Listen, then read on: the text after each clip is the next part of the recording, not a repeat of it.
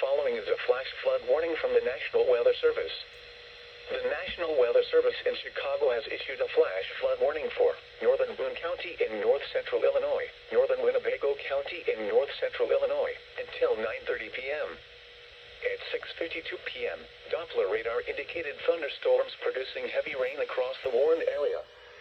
Between 1 and 1.5 inches of rain have fallen. Additional rainfall amounts of 1 to 2.5 inches are possible in the warned area. Flash flooding is ongoing or expected to begin shortly. Hazard: flash flooding. Source: radar.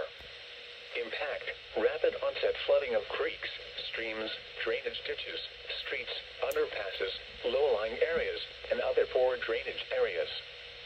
Some locations that will experience flash flooding include McChesney Park, Roscoe, South Beloit, Brockton, Lake Somerset, Durand, Harrison, and Sherland. A flash flood warning means rapid onset flooding is imminent or may already be occurring.